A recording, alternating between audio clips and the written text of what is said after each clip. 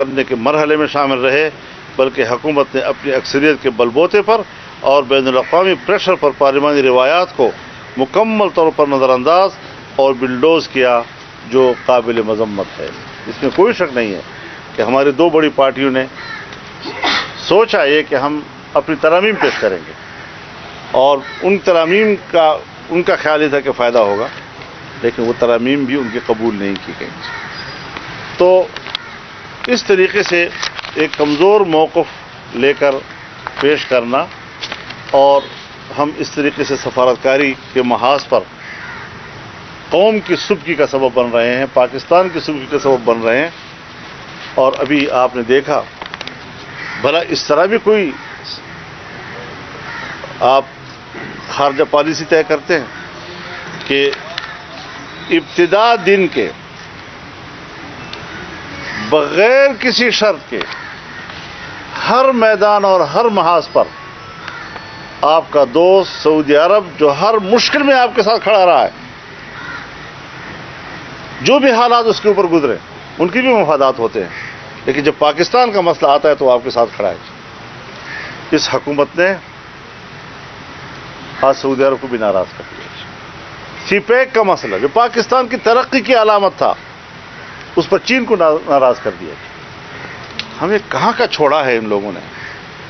اور آج جو قانون سازی ہو رہی ہے، جو پاکستان کے نظام میں اس قوم کی غلامی کی علامت بن سکتا ہے آنے والے مستقبل میں، یہ بھی کر گزرے، جیسے ان کا ایجنڈا ہی یہی تھا کہ اس ملک کو کس طرح ہم بین الاقوامی غلامی کی طرف دھکیل سکتے ہیں۔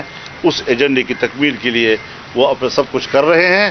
لہذا ہم اپنی پوزیشن بڑی واضح رکھتے ہیں کہ ہمارا اختلاف بڑا اصولی ہے، اور ہم نے ان کے خلاف جو موقف لیا ہوا ہے، آئے روز بروز ہمارا موقف صحیح ثابت ہوتا جا رہا ہے، عام آدمی پر یہ بات واضح ہوتی چلی جا رہی ہے، اور ہم اس حوالے سے بھی قوم کو اندھیرے میں نہیں رکھنا چاہیں گے۔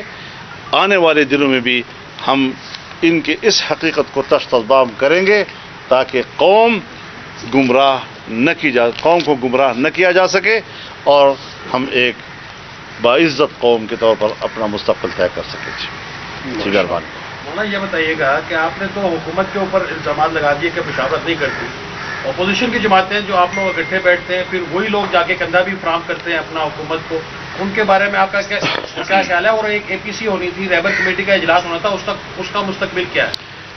میرے خیال میں یہ ایک مستقل سوال ہے جو ہمارے اس پریس کانفرنس سے متعلق نہیں ہے، لیکن سوال آپ کا اپنی جگہ پر ایسا نہیں ہے کہ حالات ہم نے جو ان دو ہماری بڑی پارٹیوں نے موقف لیا، اس پر ہم نے اپنے تحفظات کا اظہار کیا، اپنی ناراضگی کا اظہار کیا ہے، اور اس وقت جب میں آپ کے سامنے گفتگو کر رہا ہوں وہ ہمارے تحفظات کو دور نہیں کر پائے ہیں، تو ظاہر ہے کہ اب آل پارٹیز کانفرنس تو اسی صورت میں ہوگی۔ البتہ اپوزیشن کے جن جماعتوں کو مسلسل نظر انداز کیا گیا ہے، ہم مسلسل رابطے میں بھی ہیں، اور ہم مزید بھی اپنی باہمی مشاورت کی طرف آگے بڑھیں گے۔ یہ فرمائیں کہ ہم بھی وہاں موجود تھے، آئی نہیں جب بلاول بھٹو زرداری صاحب آپ کے پاس تشریف لائے تھے، اور وہ یوں ہی اٹھ کے گئے تھے تو اس کے بعد آزادی مارچ کا اعلان ہو گیا۔ کل کی جو آپ کی میٹنگ ہے، کیا اس میں کوئی فیصلہ ہوا یا اس میں کوئی مشاورت ہوئی یا کوئی رائے دی کہ ایک مرتبہ پھر جو ہے وہ JUI اکیلے میں یہ تحریک کیا وہ چلا دے اگر یہ نہیں بھی آتے؟ اب تک کی جو سچویشن ہے یہ بالکل وہی فیز ہے جس طرح اس وقت۔ دیکھیے، جواب تو ہمیں بھی آتے ہیں، لیکن ہم احتیاط کا دامن چھوڑتے نہیں ہیں۔ آپ دور کیوں جاتے ہیں؟ یہ تو بہت دور کی بات ہے۔ لاہور میں ایک دن میری میٹنگ ہوتی ہے جناب میاں شہباز شریف صاحب کے ساتھ، اگلے روز میری میٹنگ ہوتی ہے بلاول صاحب کے ساتھ۔ دونوں پارٹیوں سے اس بات پر اتفاق ہوتا ہے کہ ہم نے عید کے فوراً بعد رہبر کمیٹی کا اجلاس کرنا ہے، وہ تجاویز جو طے کر لیں گی اس کو ایجنڈا بنائیں گے ہم APC کا۔ میں وہاں سے ڈیرہ اسماعیل خان کے لیے روانہ ہوا، راستے میں پتہ چلا کہ اگلے روز وہ حکومت کو ووٹ کر رہے ہیں، تو شکایت تو ہماری بنتی ہے نا جی، کہ ابھی تو ہم جو ملاقات کر چکے تھے اور جب ہم نے ان کے ساتھ گفتگو کی، اب یہ جو ایک تصور دیا جاتا ہے کہ جی کوئی ضرورت تھی یا ملک کو ضرورت تھی، تو بابا یہ باتیں تو ایک دفعہ طے ہو چکی ہے کہ حکومت ناجائز ہے، اس پر اتفاق رائے ہے ہمارا، پھر اس سے کسی خیر کی توقع رکھنا، پھر اس پہ بلیک میل ہونا کہ جی یہ تو ملک کے مفاد کی بات ہے، تو نہ ملک کے مفاد میں آپ کی ترامیم کو قبول کیا گیا۔ ایک طرف آپ ان کے ساتھ مفاہمت کا یہ عمل شروع کرتے ہیں، دوسری طرف آپ کے مریم نواز کے ساتھ لاہور میں کیا ہوتا ہے جی؟ ایک طرف آپ ان کے ساتھ مفاہمت کا ایک رویہ اختیار کرتے ہیں، دوسری طرف آصف علی زرداری کے خلاف نئے کیس آتے ہیں، ان کی پیشیاں شروع ہو جاتی ہیں جی۔ تو میں نہیں سمجھتا کہ ان رویوں کے ساتھ وہ کوئی جمہوریت کی خدمت کر سکیں گے۔ ہم اس بات کے متمنی ہیں کہ ہم آپس کے ان تحفظات کو دور کریں اور بالکل ایک یکسوئی کے ساتھ، کلیئر مائنڈ کے ساتھ ہم ایک ہو کر واضح لائے عمل اختیار کریں۔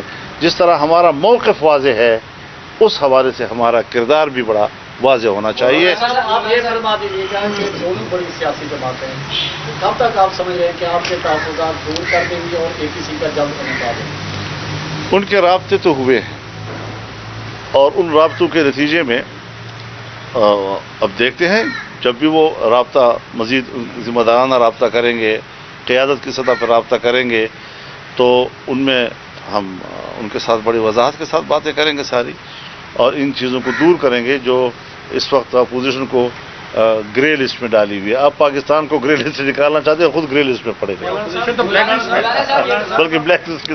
مولانا صاحب یہ بتا دیں، اپوزیشن بظاہر یہاں پر تقسیم نظر آ رہی ہے، اور کچھ دن پہلے بابر اعوان صاحب نے کہا کہ مولانا صاحب لندن والے میاں صاحب کے ساتھ ہیں، جبکہ جو پاکستان والے میاں صاحب ہیں وہ سندھ کے حکمرانوں کے ساتھ ہیں۔ تو اس طرح اپوزیشن دو حصوں میں تقسیم نظر آ رہی ہے، حکومت کو یہ ٹائم نہیں مل رہا؟ بالکل حکومت کو اس کا فائدہ مل رہا ہے اور اس کا احساس بڑی پارٹی کو کرنا چاہیے۔ مولانا صاحب، سندھ کے حوالے سے کچھ اقدامات وفاقی حکومت اٹھانے جا رہی ہے، خاص طور پر اٹارنی جنرل آف پاکستان نے کل سپریم کورٹ میں بھی کہا ہے کہ وفاق کراچی سے متعلق کچھ اہم قانون سازی کرنا چاہ رہی ہے، کچھ اقدامات اٹھانا چاہ رہی ہے۔ مختلف خدشات کا اظہار کیا جا رہا ہے کہ کہیں وفاق کراچی کا کنٹرول تو نہیں سنبھالنے جا رہا، اگر اس طرح ہوتا ہے تو آپ کس طرح دیکھتے ہیں اس کو؟ ابھی یہ کوئی میچورڈ صورتحال نہیں ہے، جس وقت اس کو اس میں بلوغت آئے گی تو پھر تبصرہ کیا جا سکتا ہے۔ یہ فرمائیں، 14 سینیٹر جو کھڑے کھڑے لاپتہ ہو گئے تھے، ان کا انہوں نے کہا کہ ہم سراغ لگائیں گے، وہ سراغ ابھی تک نہیں لگایا۔ اعتماد کا فقدان نون لیگ اور پیپلز پارٹی کے ساتھ آپ کا موجود ہے، تو پھر کس طرح آپ ٹرسٹ کر رہے ہیں؟ آپ کراؤڈ ان دونوں جماعتوں سے بڑا اکٹھا کر سکتے ہیں، ان کی طرف کیوں دیکھ رہے ہیں؟ مجبوری کیا ہے؟ ایک ذہن میں بات رکھیں، ہمیشہ کے لیے اپوزیشن یا کوئی بھی تحریک آپ چلاتے ہیں تو جب سارے گروپس مل کر چلاتے ہیں تو وہ تحریک زیادہ مؤثر اور کامیاب رہتی ہے۔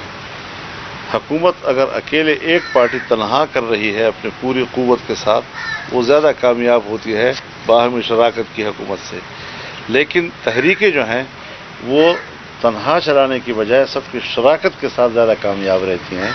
تو اس پہلو کو بھی ہم مد نظر رکھتے ہیں کہ تحریکوں کے تقاضے کیا ہوتے ہیں، سبوتاژ کر کے جاتے ہیں، لیکن پھر بھی ہم نے ہمت نہیں ہارنی، ہم نے آگے بڑھنا ہے اور اس ساری صورتحال کو ان کے سامنے رکھنا ہے ہم نے کہ آپ کی وجہ سے کیا کیا مشکل آ رہی ہے، اپوزیشن کیوں خوار ہوتی جا رہی ہے، کمزور ہوتی چلی جا رہی ہے، ہمیں اس مشکل سے ابھی نکلنا ہوگا۔ بہت بہت شکریہ۔ جو آپ کا احتجاج ہے وہ پشاور میں، اس کے لیے دعوت دی ہے آپ نے ان کو؟ جو 7 تاریخ کو آپ کا ایک ریلی ہو رہی ہے، 7 تاریخ کو ہماری جماعت نے ختم نبوت کانفرنس کا اعلان کیا ہے اور ایک بڑے پیمانے پر ختم نبوت کانفرنس منعقد کی جائے گی۔ اس حوالے سے ہم ابھی مشاورت کے عمل سے گزر رہے ہیں کہ کس طرح ہم اس کے دائرہ کار کو کہاں تک محدود رکھ سکتے ہیں، تاکہ ہم کوئی ایسے علاقے میں نہ چلے جائیں کہ وہاں پر کوئی ایشو جو ہے وہ متنازع بن جائے۔ جہاں جہاں تک اتفاق رائے ہوتا ہے وہاں تک ہم جائیں اور اس کو ایک بہت بڑا کامیاب، کیونکہ 7 ستمبر وہ دن ہے جب پارلیمنٹ نے ایک متفقہ ترمیم کے ذریعے قادیانیوں کو غیر مسلم اقلیت قرار دیا تھا۔ बहुत वोटों से के पहले दो कवानीन जो थे, जो पहले दो कवानीन थे, उन पे आपकी पार्टी ने दोनों ईमानों में भरपूर मुखालफत की। लेकिन जो लास्टली अभी ये इंतजाज दहशतगर्दी एक्ट आया, उसमें भी FATF की ही तरमीम थी, ये जो कल तक हुआ, तो उसमें आपकी जमात ने उसकी मुखालफत नहीं की, उसको सपोर्ट किया। क्यों? नहीं नहीं सपोर्ट नहीं सपोर्ट नहीं किया। नहीं बिल्कुल भी नहीं, बिल्कुल भी नहीं। सपोर्ट नहीं किया है। और मुझे उसकी तफसील मालूम नहीं है, लेकिन बहरहाल ऐसी सूरत हाल नहीं।